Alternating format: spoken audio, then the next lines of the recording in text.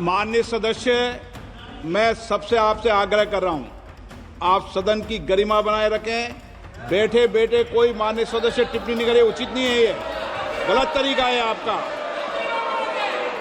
ये सदन की मर्यादा नहीं है आपकी। आप प्रोटेक्ट करना चाहते हो उनको इस तरीके से, गलत तरीका, ये गलत तरीका है। आप बैठे बैठे टिप्पणी करना चाहते हैं।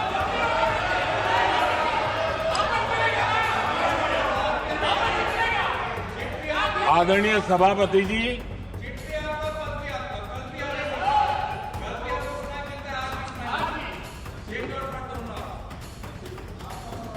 जब ज्यादा बुखार चढ़ जाता है तब लोग कुछ भी बोलते हैं, लेकिन इसके साथ साथ ज्यादा हताशा निराशा फैल जाती है तब भी बहुत कुछ बोलते हैं। अपने विचारों से इस आभार प्रस्ताव को समृद्ध किया। कई माननीय अनुभवी सांसदों ने भी अपने विचार प्रकट किए और स्वाभाविक है कि लोकतंत्र की परंपरा भी है, जहां आवश्यकता था वहां प्रशंसा हुई, जहां परेशानी थी वहां कुछ नकारात्मक बातें भी हुई, लेकिन ये बहुत स्वाभाविक है। अतः कि मेरे लिए बहुत बड़ा सौभाग्य है कि देश की जनता ने मुझे 14वीं बार इस जगह पर बैठ करके राष्ट्रपति जी के उद्बोधन को आभार व्यक्त करने के लिए अवसर दिया है। और इसलिए मैं आज जनता जनार्दन का भी बड़े आदर के साथ आभार व्यक्त करना चाहता हूं। और सदन में चर्चा में जिन जिन लोगों ने हिस्सा लिया, चर्चा को समृद्ध किया, उन सब का भी मैं आभार व्यक्त करता हूं। आदरणीय सभापति जी, हम 2025 में हैं। एक प्रकार से 21वीं सदी का 25% हिस्सा बीत चुका है।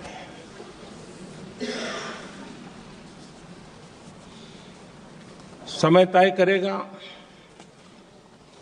20वीं सदी के आजादी के बाद और 21वीं सदी के प्रथम 25 साल में क्या हुआ, कैसा हुआ।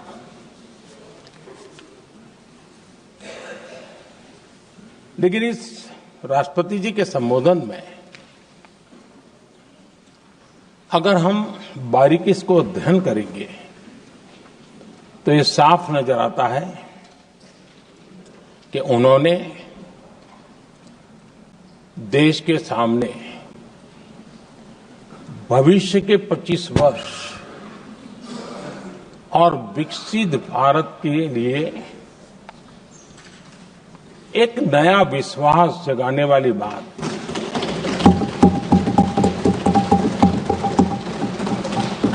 एक प्रकार से आदरणीय राष्ट्रपति जी का ये उद्बोधन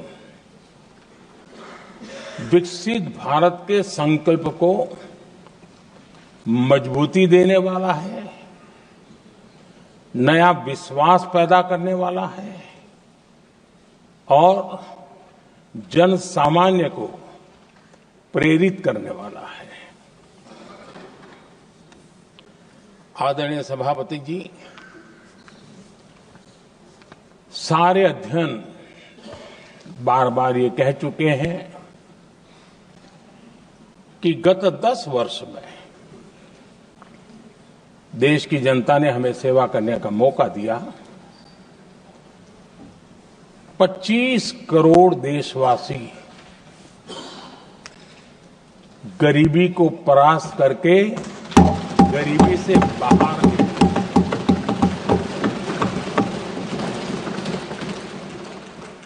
आदरणीय सभापति जी,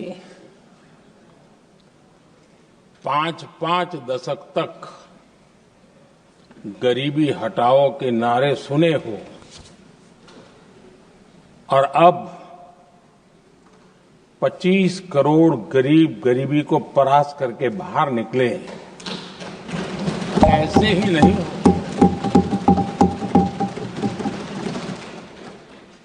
योजनाबद्ध तरीके से, समर्पित भाव से, अपनेपन की पूरी संवेदनशीलता के साथ जब गरीबों के लिए जीवन खपाते हैं ना, तब ये होता है। आदरणीय सभापति जी, जब जमीन से जुड़े लोग जमीन की सच्चाई को जानते हुए जमीन पर जीवन खपाते हैं, तब जमीन पर बदलाव निश्चित होके रहता है।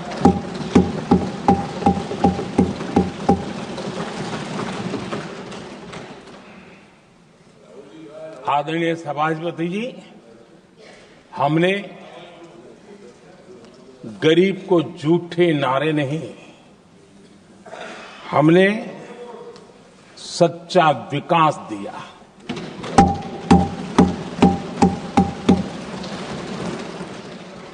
गरीब का दुख, सामान्य मानवी की तकलीफ,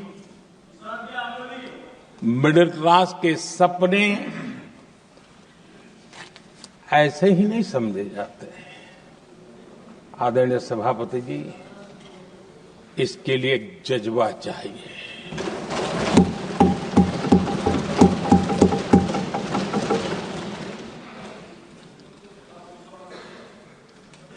और मुझे दुख के साथ कहना है कि कुछ लोगों में ये है ही नहीं।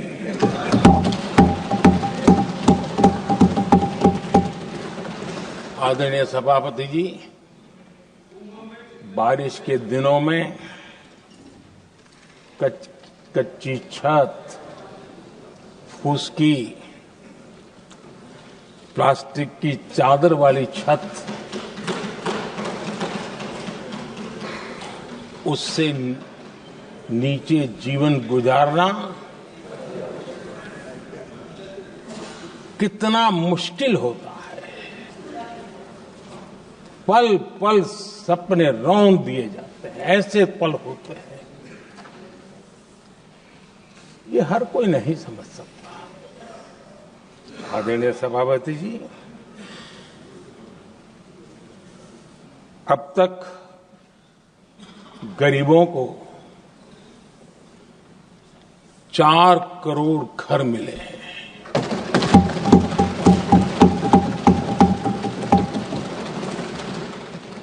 जिसने उस जिंदगी को जिया है ना, उसे समझ होती है कि पक्की छत वाला घर मिलने का मतलब क्या होता है। आदरणीय सभापति जी, एक महिला जब खुले में शौच जाने के लिए मजबूर हो जाती है, वो या तो सूर्योदय के पहले या सूर्यास्त के बाद, कठिनाइयों के झेलने के बाद इस छोटा सा अपना नित्य कर्म करने के लिए निकल सकती है। तब उसे क्या तकलीफ होती थी, ऐसे लोग समझ नहीं सकते। आदरणीय सभापति जी, हमने 12 करोड़ से ज्यादा शौचालय बनाकर बहनों बेटियों की मुश्किलें दूर की।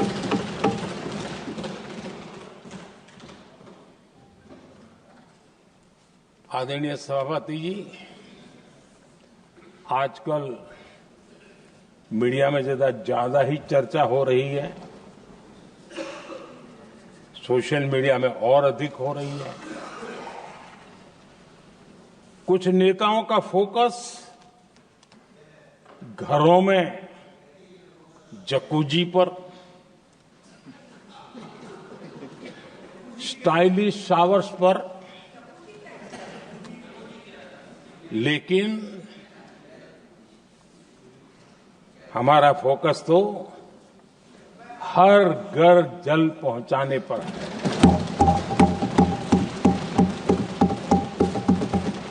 आजादी के 75 साल के बाद देश में 75% करीब 16 करोड़ से भी ज्यादा घरों के पास जल का करने के लिए नल का कनेक्शन नहीं था। हमारी सरकार ने 5 साल में 12 करोड़ परिवारों को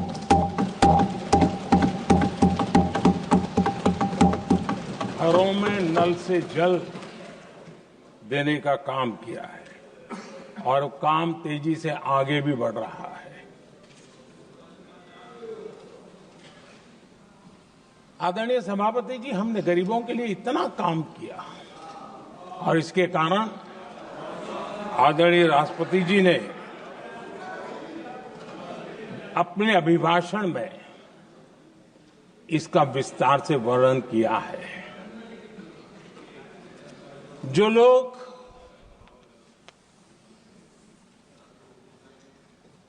गरीबों की झोपड़ियों में फोटो सेशन कराकर अपना मनोरंजन करते रहते हैं, उन्हें संसद में गरीबों की बात बोरिंग ही लगेगी।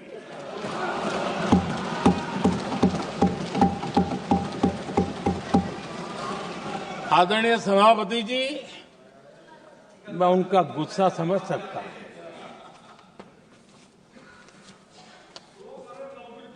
आदरणीय सभापति जी,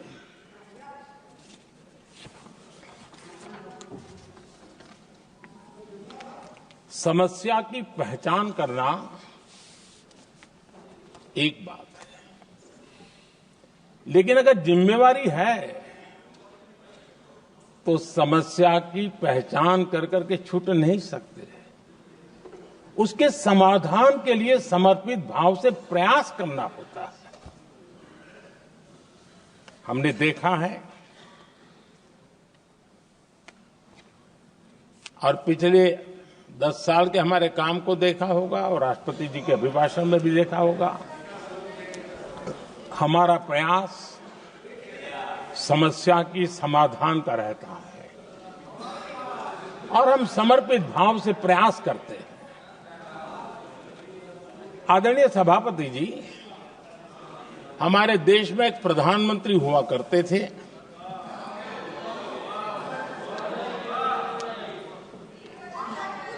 उनको मिस्टर क्लीन करने कहने की एक फैशन हो गई थी। उस प्रधानमंत्री जी को मिस्टर क्लीन कहने की फैशन हो गई थी। उन्होंने एक समस्या को पहचाना था और उन्होंने कहा था कि दिल्ली से 1 रुपया निकलता है तो गांव में 15 पैसा पहुंचता है। अब उस समय तो पंचायत से लेकर पार्लियामेंट तक एक ही पार्टी का राज था। पंचायत से पार्लियामेंट तक एक ही पार्टी का राज था और उस समय उन्होंने सार्वजनिक रूप से कहा था कि 1 रुपया निकलता है 15 पैसा पहुंचता है। बहुत गजब की हाथ सफाई थी।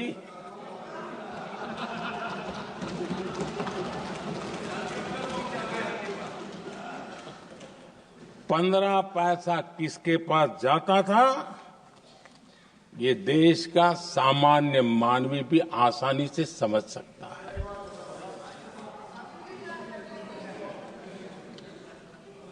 आदरणीय सभापति जी, देश ने हमें अवसर दिया, हमने समाधान खोजने का प्रयास किया। हमारा मॉडल है बचत भी विकास भी। जनता का पैसा जनता के लिए। हमने जनधन, आधार, मोबाइल की जेम ट्रिनिटी बनाई और डीबीटी से डायरेक्ट बेनिफिट ट्रांसफर ये देना शुरू किया। आदरणीय सभापति जी, हमारे कार्यकाल में हमने 40 लाख करोड़ रुपया सीधा जनता जनार्दन के खाते में जमा किया। आदरणीय सभापति जी, इस देश का दुर्भाग्य देखिए, सरकारें कैसी चलाई गई, किसके लिए चलाई गई।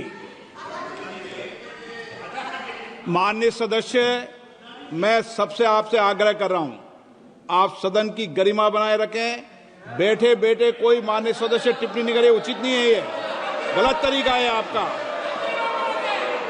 ये सदन की मर्यादा नहीं है आपकी। आप प्रोटेक्ट करना चाहते हो उनको इस तरीके से, गलत तरीका, ये गलत तरीका है। आप बैठे बैठे टिप्पणी करना चाहते हैं।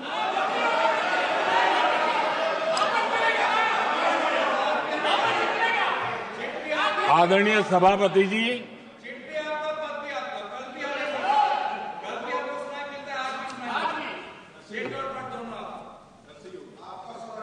जब ज्यादा बुखार चढ़ जाता है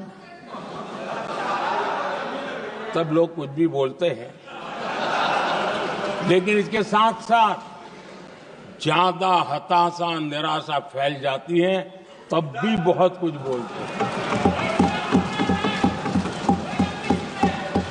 आदरणीय सभापति जी, जिनका जन्म नहीं हुआ था, जो भारत की इस धरती पर अवतरित नहीं हुए थे, ऐसे 10 करोड़ फर्जी लोग सरकारी खजाने से अलग अलग योजनाओं का फायदा ले रहे थे। आदरणीय सभापति जी, सही को अन्याय न हो इसलिए राजनीतिक फायदा नुकसान की परवाह किए बिना हमने इन 10 करोड़ फर्जी नामों को हटाया और असली लाभार्थियों को खोज खोज करके उन तक मदद पहुंचाने का अभियान चलाया।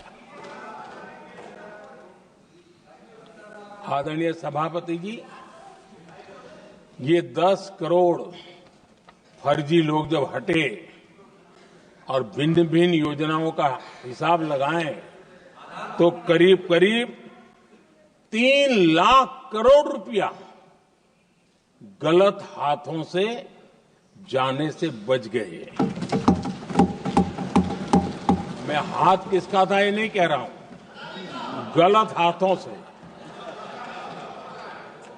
आदरणीय सभापति जी, हमने सरकारी खरीद में भी टेक्नोलॉजी का भरपूर उपयोग किया, ट्रांसपेरेंसी लाए और जेम पोर्टल, जो आज राज्य सरकारें भी उसका उपयोग कर रही है, जेम पोर्टल से जो खरीदी हुई उससे आमतौर पर जो खरीदी होती है उससे कम पैसों में खरीदी हुई और सरकार के 1,15,000 करोड़ रुपए की बचत हुई।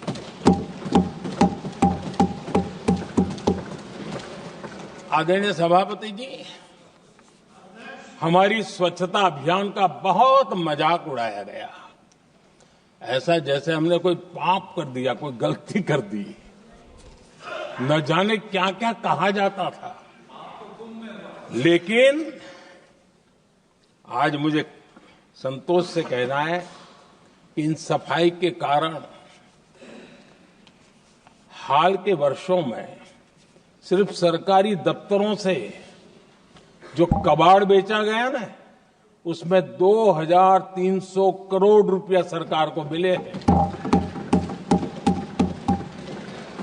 महात्मा गांधी ट्रस्टीशिप के सिद्धांत की बात करते थे। वो कहते थे कि हम ट्रस्टी हैं, ये संपत्ति जनता जनार्दन की है और इसलिए हम पाई पाई को एक ट्रस्टीशिप के सिद्धांत के आधार पर बचाने की और सही जगह पर उपयोग करने का प्रयास करते हैं। और तब जाकर के स्वच्छता अभियान से कबाड़ बेचकर 2,300 करोड़ रुपया देश की सरकार के खजाने में आ रहा है।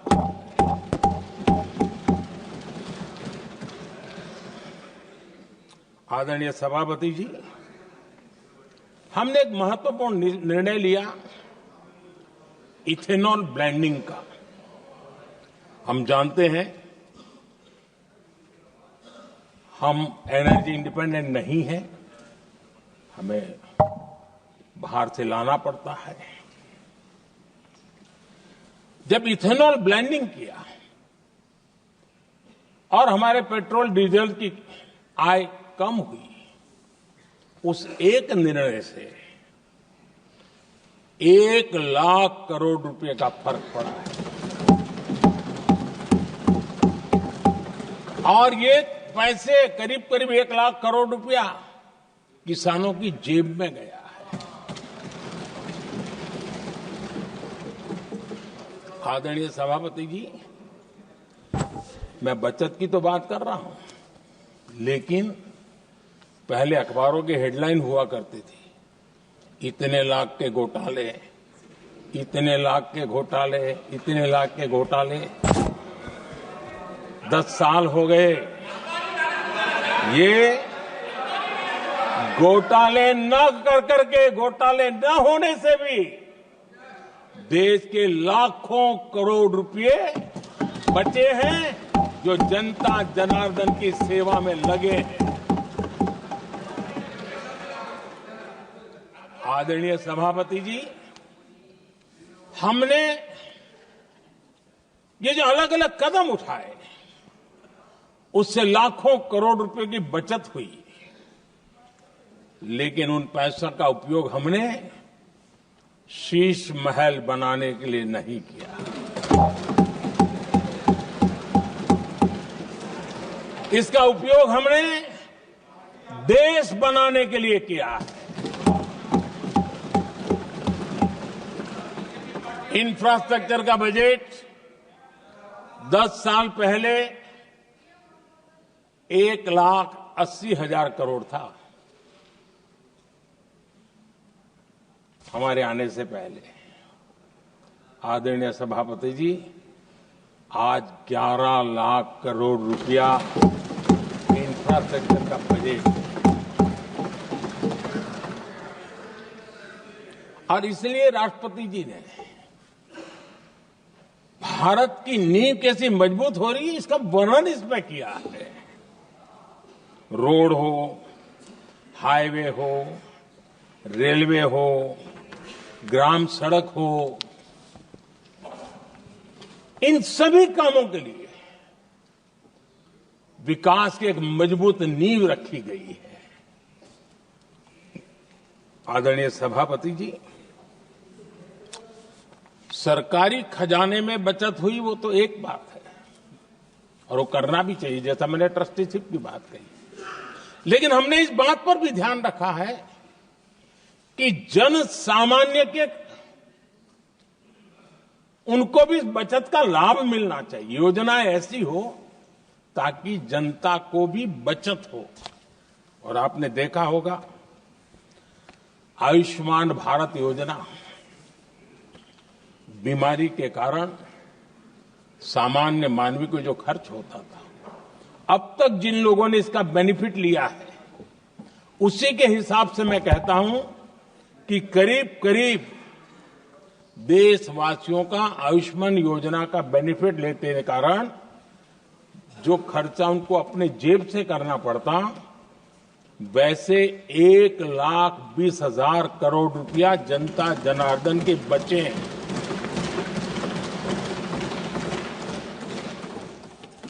ये आवश्यक है कि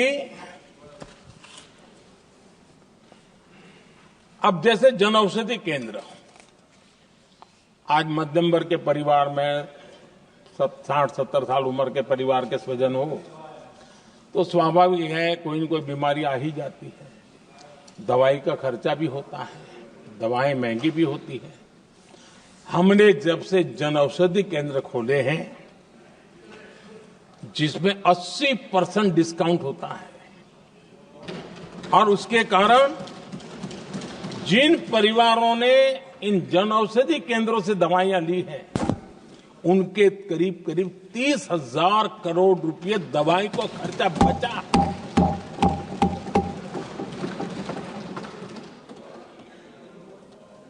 आदरणीय अध्यक्ष जी, यूनिसेफ का भी अनुमान है, उनका कहना है कि जिसके घर में स्वच्छता और टॉयलेट बना, उन्होंने इसका बड़ा सर्वे किया था, उस परिवार को करीब करीब साल भर में 70,000 रुपए की बचत हुई है। स्वच्छता अभियान कहो, टॉयलेट बनाने का काम कहो, शुद्ध जल पहुंचाने का काम करो, कितना बड़ा फायदा हमारे सामान्य परिवार को हो रहा है।